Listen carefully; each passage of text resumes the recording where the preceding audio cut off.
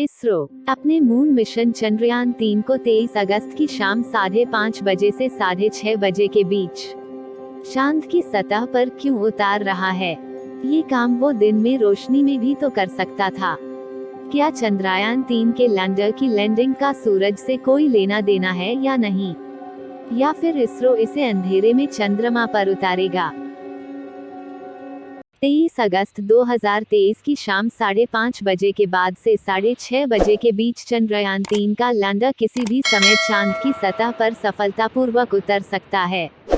वैसे सही समय 6:04 बजे है, लेकिन थोड़ा मार्जिन रखना जरूरी है। वजह ये है कि लैंडर पूरी तरह से ऑटोमेटिक है। वो लैंडिंग की जगह खुद खोजेगा, फिर लैंड करेगा। इस काम में उसे समय लगेगा, लेकिन सवाल ये उठता है कि इसरो शाम के वक्त क्यों लैंडिंग करा रहा है? क्या चांद की सतह पर अंधेरे में उतारेगा? असल में वजह ये है कि धरती पर लैंडिंग का समय शाम का है, जबकि चांद पर विक्रम लैंडर जिस समय उतरेगा, उस समय वहां सूरज उग रहा होगा। ISRO chief doctor S Somnath ने बताया कि हम जिस समय विक्रम लैंडर को चांद की सतह पर उतार रहे हैं, उस समय धरती पर शाम होगी, लेकिन चांद पर सूरज उग चुका होगा। ऐसा इसलिए किया जा रहा है ताकि लैंडर को 14 से 15 दिन सूरज की रोशनी मिले, ताकि वह ढंग से सारे साइंटिफिक एक्सपेरिमेंट्स कर सके। विक्रम लैंडर और प्रज्ञान रोवर इस तरह से डिजाइन किए गए हैं कि वो सूरज की रोशनी से ऊर्जा लेकर चंद्रमा पर एक दिन बिता सके। चंद्रमा का एक दिन धरती के 14 दिनों के बराबर होता है, लेकिन ये नहीं कह सकते कि इन दोनों में से कोई दोबारा काम न कर सके। संभव है कि दोबारा सूरज निकलने पर ये दोनों फिर से सक्रिय हो जाएं, क्योंकि एक बार सूरज डूबा तो लैंडर और रोवर को ऊर्जा नहीं मिलेगी, वो काम करना बंद कर देंगे। इसरो के टेस्ट ये बताते हैं कि लैंडर और रोवर की बैटरी में इतनी ताकत है कि दोबारा सूरज निकलने पर वो चार्ज होकर काम करने लगें।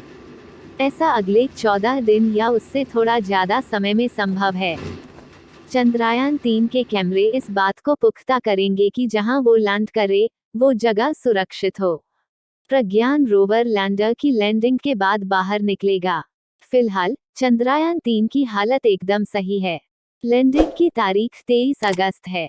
चंद्रयान-2 के लैंडर की असफल लैंडिंग के 4 साल बाद ये पहला मौका है जब ये बड़ा प्रयास फिर से किया जा रहा है।